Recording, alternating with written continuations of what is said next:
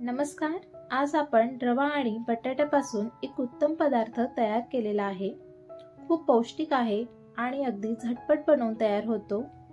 लहान मुलांपासून तर मोठ्यांपर्यंत हा पदार्थ सगळ्यांनाच आवडेल. अतिशय टेस्टी तर आहेच, पण त्याचबरोबर पौष्टिक देखील आहे. त्यासाठी रेसिपी शेवटपर्यंत नक्की बघा.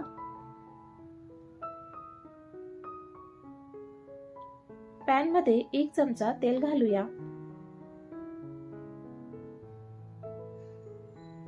तेल गरम झाले की त्यात अर्धा चमचा जिरे, अर्धा चमचा मोहरी तुम्ही स्किप केली तरी चालेल, अर्धा चमचा तीळ, अर्धा चमचा आलं लसूण पेस्ट,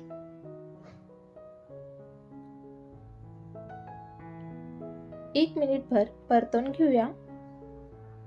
त्यातच अर्धा चमचा काळी मिरी पावडर, अर्धा चमचा चिली फ्लेक्स घालून परतून घ्यायचे. सगळे मसाले एकत्र करून झालेत. त्यात 2 वाटी पाणी घालते.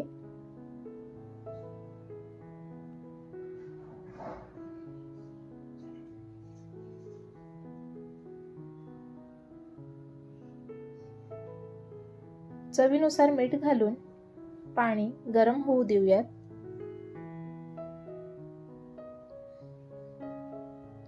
त्यात ज्या वाटीने पाणी घेतलं त्याच वाटीने 1 वाटी बारीक रवा घ्यायचा आहे.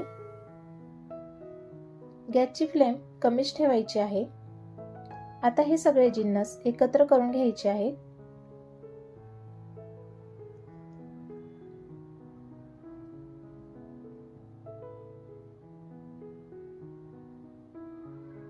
आता याला झाकण लावून 3 ते 4 मिनिटं वाफ काढून घेऊया.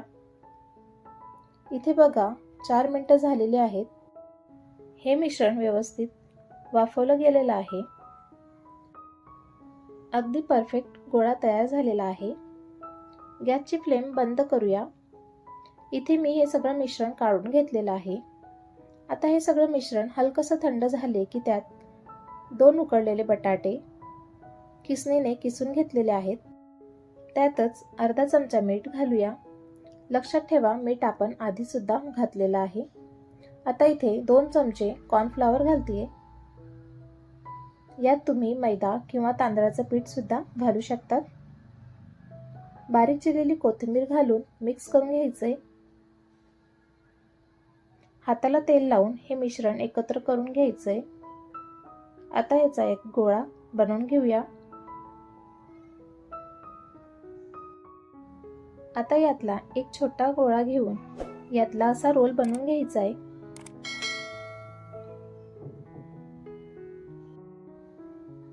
आणि रोलला चाकूने असे छोटे छोटे कट करून घ्यायचे.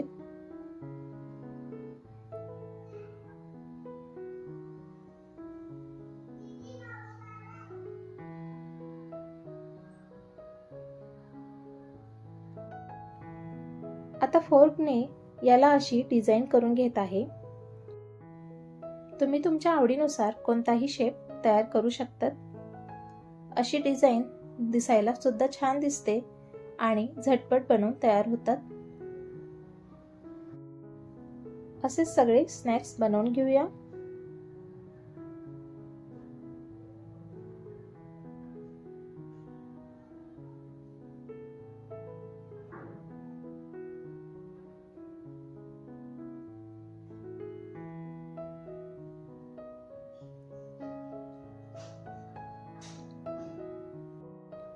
आता कढईत गरम तेलामध्ये फ्राय करून घेऊया. गॅसची फ्लेम मीडियम ठेवून 2 मिनिटांनंतर याला परतून घ्यायचे.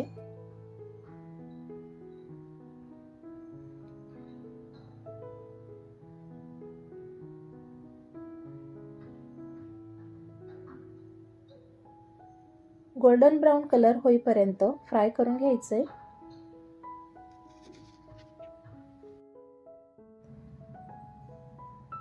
स्नॅक्स फ्राय करतानाच तुम्हाला जाणवेल आपला नाश्ता किती क्रिस्पी झालेला आहे. एकदा ही रेसिपी नक्की करून बघा.